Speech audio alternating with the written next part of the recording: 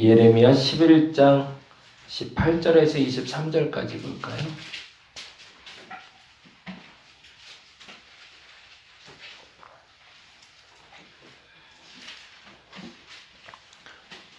내일은 저희가 신창아파트 전도를 좀 하려고 합니다. 위에서 기도해 주시고 네, 그래서 새벽 예배 끝나고 한 바퀴 좀 돌고 동일한 방법으로 전도하도록 하겠습니다. 기도해 주시면 감사하겠습니다. 그리고 이번 주 금요일날 제가 영주에 그 전도 세미나가 있어서 좀 다녀오는데 잘 좀 다녀올 수 있도록 기도해 주시면 감사하겠습니다. 낯선 길이라 네, 잘 다녀올 수 있도록 기도 부탁드리겠습니다. 11장 18절에서 23절까지 같이 한 목소리로 읽도록 하겠습니다. 여호와께서 내게 알게 하셨으므로 내가 그것을 알았나이다. 그때 주께서 그들의 행위를 내게 보이셨나이다. 나도 끌려서 도살당하러 가는 순환 같으므로 그들이 나를 해하려고 꾀하기를 우리가 그 나무와 열매를 함께 박멸하자. 그를 살아있는 자의 땅에서 끊어서 그의 이름이 다시 기억되지 못하게 하자 함을 내가 알지 못하였나이다. 공의로 판단하시며 사람의 마음을 감찰하시는 만군의 여호와여, 나의 원통함을 주께 아뢰었사오니 그들에게 대한 주의 보복을 내가 보리라 하였더니 여호와께서 아나돗 사람들에 대하여 이와 같이 말씀하시되 그들이 내 생명을 빼앗으려고 찾아 이르기를 너는 여호와의 이름으로 예언하지 말라. 두렵건대 우리 손에 죽을까 하노라 하도다. 그러므로 만군의 여호와께서 이와 같이 말씀하시니라. 보라, 내가 그들을 벌하리니 청년들은 칼에 죽으며 자녀들은 기근에 죽고 남는 자가 없으리라. 내가 아나돗 사람에게 재앙을 내리리니 곧 그들을 벌할 해니라. 아멘. 예레미야의 가장 장점은 하나님과 대화가 가능한 사람이었다는 거거든요. 어찌 보면 우리에게 있어서 가장 소망하는 기도의 제목일 수도 있을 거예요. 하나님이 예언자에게 직접 얘기하시고 그 예언을 들을 수 있다는 것만으로도 큰 행복이죠. 그래서 우리가 기도할 때 하나님의 음성 듣게 해달라고 그렇게 많이 기도하고 그러면서 그 예로 우리가 다니엘 얘기를 많이 하죠. 그러면서 어렸을 적부터 하나님 음성 들을 수 있었고 그래서 하나님 음성을 듣는 사람들 이야기를 그러면서 뭐 사무엘이나 다니엘이나 이런 사람들의 음성 듣는 것을 통해서 그런 이야기들도 하죠. 주께서 말씀하시면 내가 순종하겠나이다 라고. 굉장히 좋은 예는 될 수 있을 것 같지만 만일에 우리가 이들이 듣는 하나님 음성을 듣는다면 감당할 수 있을까 싶어요. 사무엘이 들었던 첫 번째 하나님 음성이 뭔지 혹시 아시나요? 기억나시나요? 사무엘이 엘리 제사장 집안에 들어가서 살게 되잖아요. 그러면서 사실은 엘리 제사장은 출퇴근을 하셨고 사무엘은 출퇴근 못하고 법계 지키고 있었잖아요. 요즘이나 옛날이나 똑같은 것 같아요. 그렇죠? 자기는 퇴근하고 누구는 지키라 하고.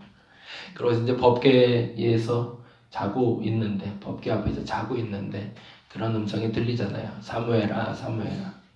그래서 쫓아가 보니까 엘리가 부른 게 아니고 그래서 세 번째 됐을 때 엘리가 알죠. 그건 하나님 뜻이다.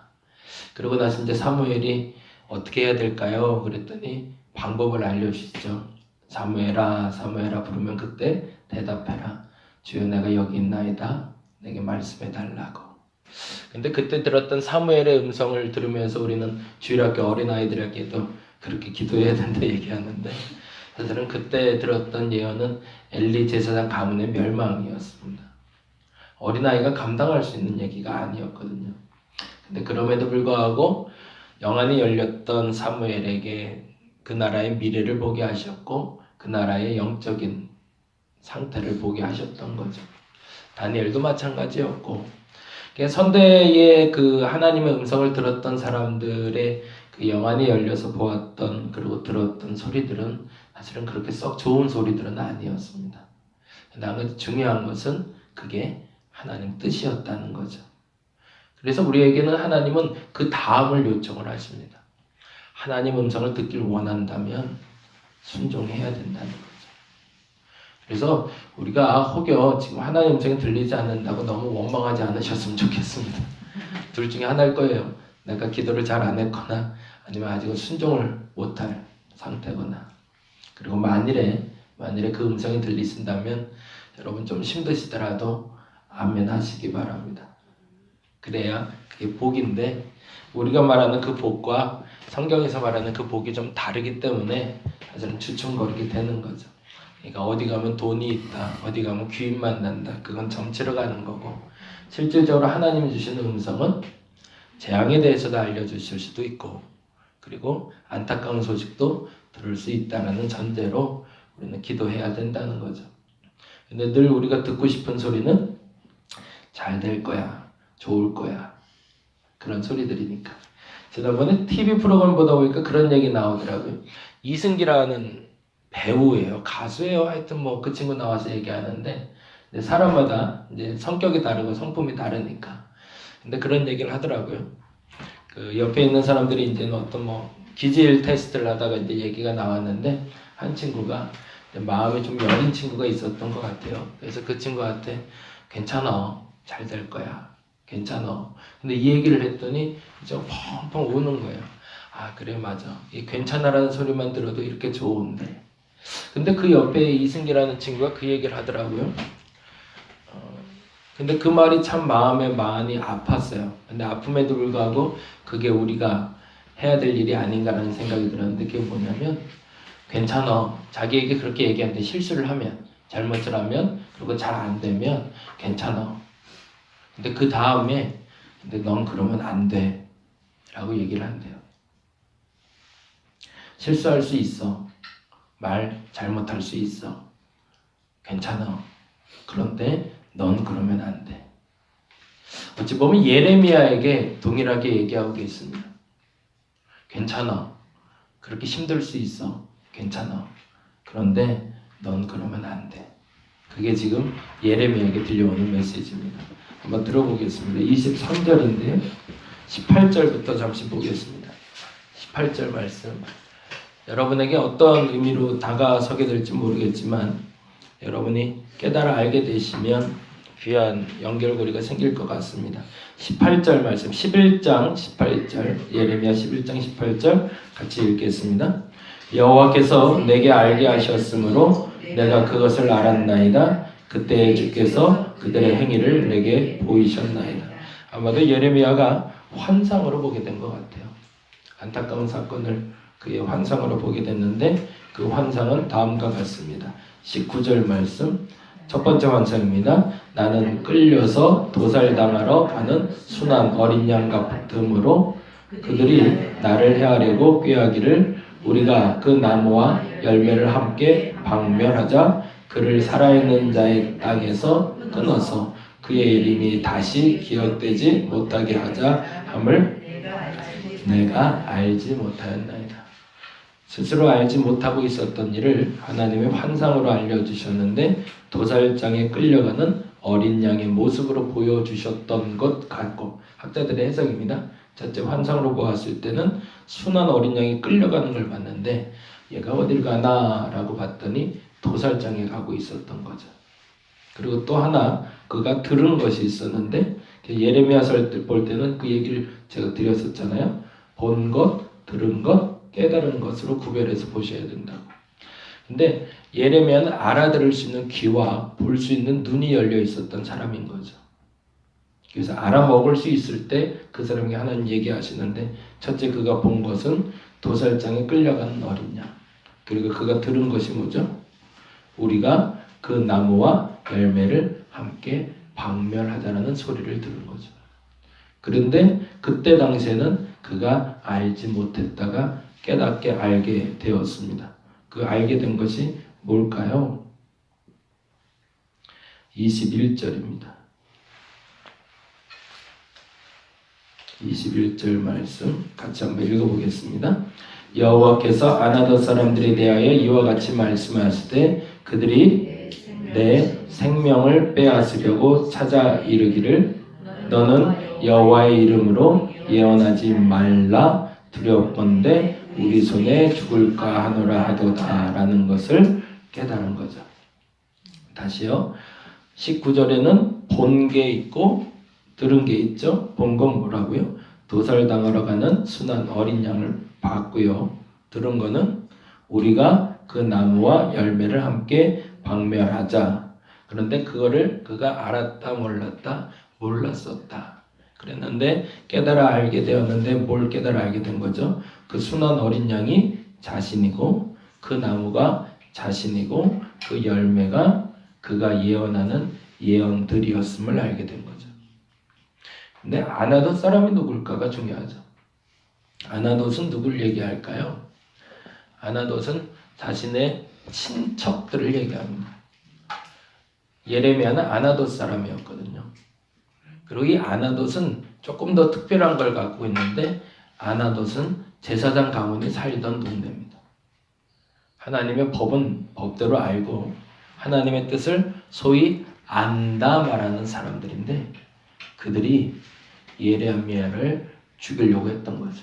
그러니까 아마도 그런 사건인 것 같아요. 예레미야가 도성에 들어와서 예루살렘의 멸망을 얘기하고 심지어는 바벨론에 항복해야 된다는 메시지를 전하고 있자 사람들에게 이제 수군수군하는 소리를 들었겠죠. 마치 예수님이 예루살렘에 올라와서 얘기를 하시니까 그의 가족들이 와서 제가 미쳤네, 저거 하지 말아야 되는데 라고 얘기하며 가족들에게 인정받지 못했던 것처럼 낯선 갈릴리 땅이 됐던 것처럼 예레미야가 예언하는 것을 보고 아나돗 사람들이 찾아왔던 것 같아요. 그리고 나 좀 만나야겠다 그러니 예레미야가 얼마나 반가웠겠어요. 먼 타지에서 낯선 사람들에게 예언하면서 몰매 맞을 준비만 하고 있고 맨날 고난당하고 있는데 때마침 고향 사람들 왔다 그러니까 얼마나 감사해서 기쁜 마음에 내달아 가려고 그러는데 환상을 보게 된 거죠. 순한 양이 끌려가는 환상을, 그리고 그 나무와 그 열매를 멸하자고 얘기하는, 그래서 그 위기를 탈출하고 나가보니 정말로 그들이 나를 죽이려고 준비하고 있었던 거죠. 얼마나 허망했을까 예레미야의 마음은. 내가 고전 마음으로 하나님을 쫓아 살려고 하는데 그래서 내가 하나님 앞에 바로 서 있다고 생각했고, 그래 다른 사람들은 이해 못해도 우리 가족은 나를 이해하겠지. 설마 우리 가족마저 나를, 아니 그 가족에게 위로받으려고 가던 그 발걸음이 오히려 두려움의 발걸음이 됐던 장면이 오늘 장면이었던 겁니다. 그래서 속상한 마음에 얘기를 하는 겁니다. 도대체 왜 나에게 이렇게 되는지, 그리고 그들은 어떻게 될 건지. 그랬더니 그 다음에 아주 명쾌할만큼 날카롭게 정말로 감정 하나 담지 않은 하나님의 음성을 듣게 됩니다. 그게 바로 22절, 23절입니다. 22절, 23절 볼까요? 읽겠습니다. 그러므로 만군의 여호와께서 이와 같이 말씀하시니라. 여기서 그러므로 때문에 착각하고 듣지 말아야 될 건 뭐냐면요, 아나돗 사람이 예레미야를 죽이려고 했기 때문에 이렇게 된다는 게 아니라는 거예요. 그거를 잘 정리를 해서 봐야 됩니다. 아나돗 사람들이 예레미야를 죽이려 했기 때문에 지금 이렇게 된 것이 아니라 아나돗 사람들이 여호와의 말씀을 청종하지 않았기 때문에 이렇게 된다는 거예요. 이걸 개인적인 감정 상태나 혹은 예레미야 때문에 일어난, 예레미야 하나를 위해서 이 아나돗 사람들에게 일어난 일이라고 해석하면 잘못 해석이 되는 이유는 뭐냐면, 유대를 선민으로 삼고 유대를 지키기 위해서 이방을 멸한다는 것처럼 마치 그 선민의식을 만들어 놓기 때문에 그렇습니다. 그러면서 다시 한번 이렇게 설명하고 있습니다. 22절 다시 보겠습니다. 그러므로 만군의 여호와께서 이와 같이 말씀하시느라. 뭐라고요? 보라, 내가 그들을 벌하리니 청년들은 칼에 죽으며 자녀들은 기근에 죽고 남은 자가 없으리라. 내가 아나돗 사람에게 재앙을 내리리니 곧 그들을 벌할 해에니라. 그들에게 재앙이 내린답니다. 근데 그 재앙은 뭐죠? 청년들이 칼에 죽고 자녀들은 기근에 죽는데 무슨 일이 벌어진 걸까요? 전쟁이죠. 전쟁이 나서 청년들은 전쟁에 나가서 죽고, 전쟁에 나가 죽으니 그 남은 자녀들은 기근 때문에 죽게 된다는 겁니다. 이건 보편적인 재앙일까요? 특별한 재앙일까요? 보편적인 거죠. 이스라엘 사람들이 모두 다 멸망하는 것처럼 아나도 사람들도 동일한 재앙 속에 있는 사람들이지, 그들이 너를 사랑하는 사람이니까, 너하고 특별한 존재니까 그들은 벗어날 사람, 그렇게 생각하지 말라는 겁니다. 사람의 구준을 편애하면서 판단하지 않고 모든 것을 동일하게 보라는 겁니다. 예레미야에게 진짜 하고 싶은 얘기는 뭐였을까요? 사람 의지하지 말라는 거죠. 네가 믿고 있는 그 사람도 넘어질 수 있음을 알라는 겁니다. 그리고 너는 누구를 바라보라는 거죠? 나를 바라보라는 거죠. 미안하지만 너를 위로해 줄 자도, 너와 함께 할 자도, 너에게 입에 그 말을 넣어줄 자도 사람이 아니라 하나님이다. 그래서 정말 미안하지만 그들도 네가 예언하며 심판받을 거라 얘기하는 그 사람들과 똑같이 심판받을. 어저께 제가 주일날 말씀드린 걸 얘기하면, 유대인들은 몸의 할례를 받았지만 마음의 할례가 없어서 죽는 사람들이고, 이방인들은 몸의 할례가 없어서 심판받을 사람들이다. 똑같다라는 거죠. 내가 사랑하기 때문에 특별하다고 착각하지 마라. 그들 때문에 뭔가 특별한 게 일어나거나 그들만은 너를 이해할 거라고 착각하지 마라. 너는 지금 나만 바라보라는 거죠. 저와 여러분에게 그 실망거리가 사실은 많이 없어지기를 간절히 바랍니다. 교회에서의 시험은 죄송하지만 하나님 때문에 시험 던진 일은 극히 소수인 것 같아요. 사람 때문이죠. 99%는 사람이고 1%가 특별한 경우에 하나님 때문인 것 같아요. 네, 저와 여러분에게 그 자유함이 있기를 간절히 바랍니다. 믿었던 그 사람에게 실망했다고 한들 걱정 안 하셔도 됩니다. 그 사람도 원래 똑같은 사람입니다. 그러나 그럼에도 불구하고 하나님 여러분 바라보고 계십니다. 올곧게 하나님 바라보시고 오늘 한 걸음 더 전진할 수 있는 저와 여러분이 되시길 간절히 바랍니다. 기도하겠습니다. 내가 바라보고 있는 대상이 하나님이면 그나마 낫습니다. 근데 내가 바라보고 있는 게 하나님이 아니라 자꾸 내가 의지하고 싶은 한 사람일 때 우린 자꾸 실망하게 됩니다. 그분이 목사님이어도 안 됩니다. 그분이 장로님, 권사님도 안 됩니다. 그분이 내가 친한 우리 가족들도 안 됩니다.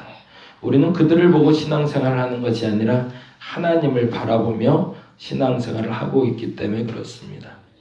물론 고개를 숙여야 될 때도 있습니다. 심을 비축한 후에 움직여야 되기 때문에 그렇습니다.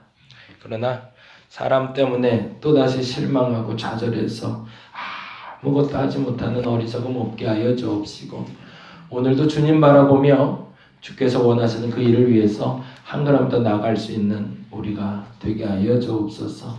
저들의 주춤거림이 하나님 때문이라면 용서받을 수 있지만 저들의 주춤거림이 사람 때문이라면 또 다른 말을 우리는 들어야 됨을 기억하게 하여 주옵시고, 하나님 때문에 한 걸음 더 움직일 수 있는 우리가 되게 하여 주시옵소서. 감사합니다. 고마우신 예수님 이름으로 기도드렸습니다. 다 같이 기도하고 돌아가도록 하겠습니다.